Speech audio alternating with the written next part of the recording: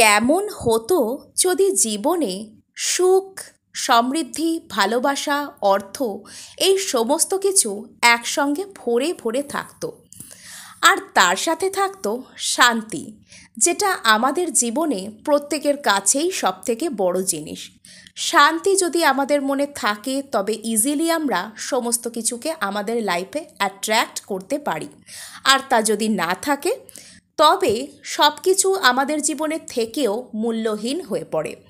আজকে আপনাদের সামনে তুলে ধরবো এমন একটা টেকনিক, বা বলা ভালো এমন একটা টপিক, যেটার দ্বারা আপনারা অতি সহজে অতি অল্প সময়ের মধ্যে যা কিছু জীবনে চান সেটাকে ম্যানিফেস্ট করতে পারবেন।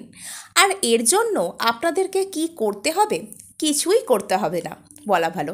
জাস্ট এমন একটা স্টেটের কথা বলবো, সেটাতে থাকতে এবং সেটা থেকে বিলং করতে শিখতে হবে।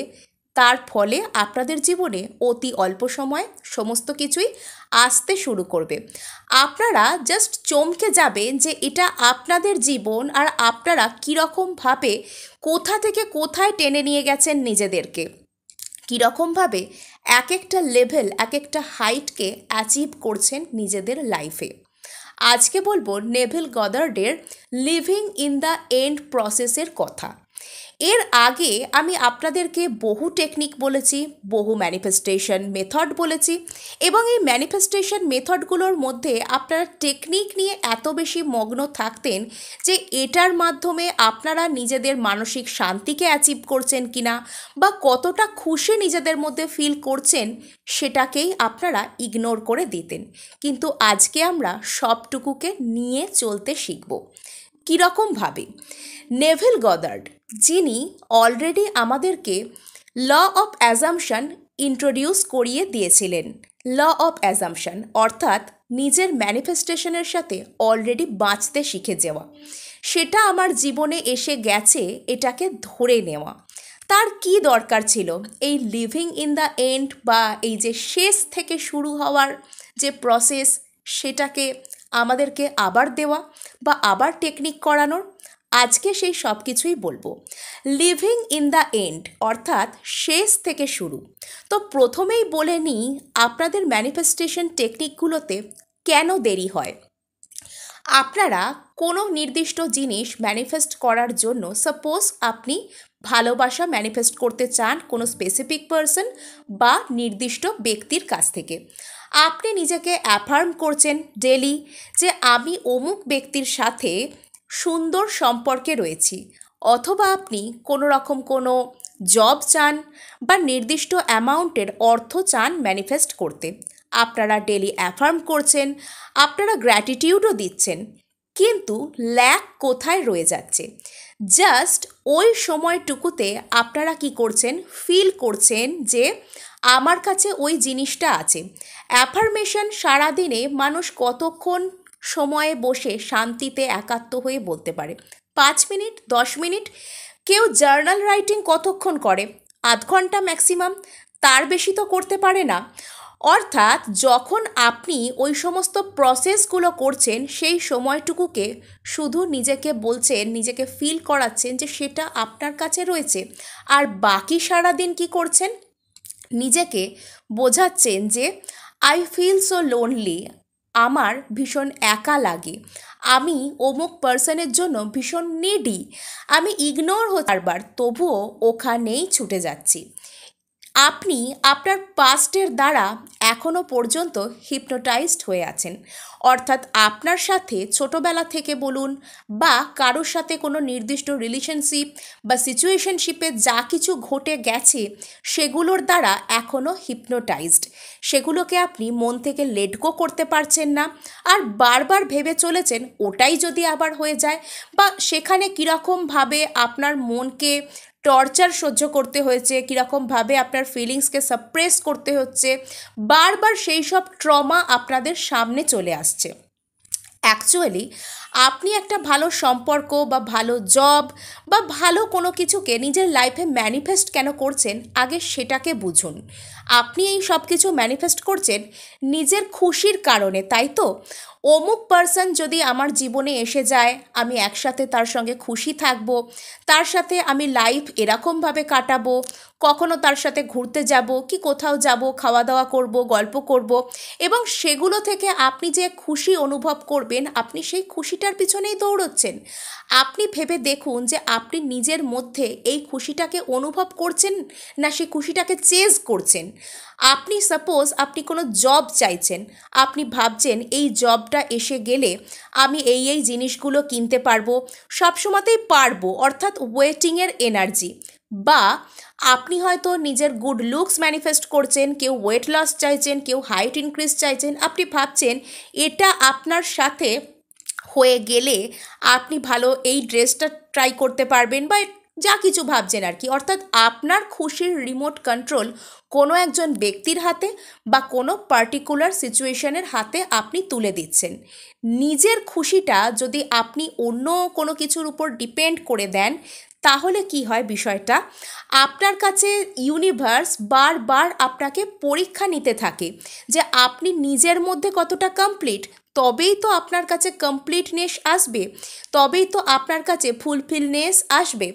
যদি আপনি ভেতর থেকে একজন খুশি মনের মানুষ হন, তবেই আপনি খুশিকে অ্যাট্রাক্ট করতে পারবেন। অর্থাৎ নিজের মনে আপনি কতটা বেশি শান্তির মধ্যে আছেন, কতটা পরিপূর্ণতার মধ্যে আছেন, ইউনিভার্স সবসময় এই টেস্টটাই আমাদের নেয়। সাপোজ আপনি কোনো ব্যক্তির সাথে রিলেশনশিপ ম্যানিফেস্ট করছেন বা ম্যারেজ ম্যানিফেস্ট করছেন, করার সময় বাইরে থেকে দেখবেন অনেকেই আপনার জন্য অন্য অন্য জায়গা থেকে সম্বন্ধ নিয়ে চলে আসছে, এরকম কথাও অনেকে বলেন। আবার কখনো যাকে ম্যানিফেস্ট করছেন সে থার্ড পার্টির সাথে চলে যাচ্ছে, এটাও দেখা যায়। অর্থাৎ যা করতে চাইছেন সেটার অপোজিট হচ্ছে। কেননা আপনি নিজের মনের মধ্যে বিভিন্ন রকম টেকনিক তো করছেন, ফলো করছেন, কিন্তু নিজের মনের মধ্যে সেই বিষয়টাকে ফিল করছেন না যে হ্যাঁ আপনি নিজের মনের মধ্যে পরিপূর্ণ। কোনো একটা নির্দিষ্ট জিনিসের পিছনে দৌড়াতে গিয়ে আমরা যখন নিজেদের মনের মধ্যে থেকে শান্তিটাকেই বিঘ্নিত করে ফেলি, তখন আমাদের সাথে প্রবলেম শুরু হয়। ব্রহ্মাণ্ড বলুন, ঈশ্বর বলুন, ইউনিভার্স বলুন, যে শক্তিতেই আপনি বিশ্বাসী হন, সে আমাদেরকে তো একজন কমপ্লিট মানুষ করেই পাঠিয়েছে। সে চায় যাতে আমরা আমাদের জীবনে ভালো করি এবং আমরা অপরের যে বেঁচে থাকার একটা সুন্দর উদ্দেশ্য রূপে নিজেদেরকে প্রতিষ্ঠা করি এই জীবনে। অর্থাৎ শুধুমাত্র নিজে বাঁচলাম, নিজে খেলাম, নিজে সব কিছু করলাম সেটা নয়। এই সমাজকে আমরা কি দিচ্ছি, আশপাশের মানুষের ভালোর জন্য আমরা সারাদিনের মধ্যে কি এমন কাজ করছি। তাই নিজেদেরকে এমনভাবে তৈরি করতে হবে, অর্থাৎ নিজেদের কাঁধ শক্ত করতে হবে, যাতে যে কোনো রকমভাবেই আপনি মানুষকে হেল্প করতে পারেন।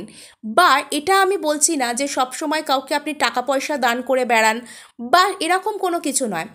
আপনি যদি আজকে একটা ভালো কোনো পজিশনে নিজেকে নিয়ে যেতে পারেন, আপনার এলাকার কোনো মানুষ বিপদে পড়েছে দেখলে, বা আপনাকে কেউ একদিন সাহায্য করেছিল, সে আজকে কোনো বিপদে পড়েছে দেখলে, আপনি কি করতে পারবেন, নিজের সেই পাওয়ার, সেই পজিশন প্রয়োগ করে তাকে হেল্প করতে পারবেন। যতটা সাধ্য, যতটা ফেয়ার, ততটা আপনি তার জন্য করতে পারবেন। বা সাপোজ আপনি কারোর জন্য হাত কেটে নিজের রক্ত করছেন, বাবা মা আপনাকে খাইয়ে দাইয়ে ভালো লাইফ দিয়ে এই সমস্ত একটা সুস্থ জীবনে বাঁচতে সাহায্য করেছে, আপনি কারোর কথা ভেবে নিজেকে কষ্ট দিয়ে নিজেকে হার্ম করছেন। আপনি একবারও ভেবে দেখেছেন যে এই রক্তটার জন্য একটা থ্যালাসেমিয়া শিশুর প্রাণ বাঁচতে পারত, একজন ব্লাড ক্যান্সারের পেশেন্ট আরও কিছুদিন চিকিৎসা করবার সুযোগ পেত। অর্থাৎ এই শান্তিটাকে নিজের মধ্যে রেস্টোর করতে শিখুন। সেটার জন্য কি করতে হবে, আমি যে সম্পূর্ণ, আমি যে কমপ্লিট, আমি যে নিজেই খুশি, এর জন্য নিজেকে ডেলি অ্যাফার্ম করতে থাকতে হবে যে I am lucky, I am super rich, বা I am a complete person. এই ধরনের যে অ্যাফার্মেশনগুলো আপনি বাংলাতেও বলতে পারেন, যে ভাষাতে আপনি স্বচ্ছন্দ সেই ভাষাতে আপনি এটা নিজের মতন করে তৈরি করে সম্পূর্ণ নিজেকে বলতে থাকবেন এবং ফিল করতে থাকবেন। আর লিভিং ইন দ্য এন্ড, এটার অর্থ হচ্ছে শেষ থেকে শুরু। আপনি ধরে নিন না যে সেই জিনিসটা শেষ হয়ে আবার নতুন করে শুরু হয়েছে। অর্থাৎ যে খারাপ ফেজ আপনার লাইফের সেটা গেছে, এবার যেটা হচ্ছে নতুন ফ্রেশ। আর এই নতুন ফ্রেজে আপনি কি করছেন, আপনার জবের সাথে খুশি, আপনার পার্সনের সাথে খুশি, সেই খুশিগুলোর কথা নিজেকে দিনরাত মনে করাতে থাকুন, সেগুলোকে ফিল করুন।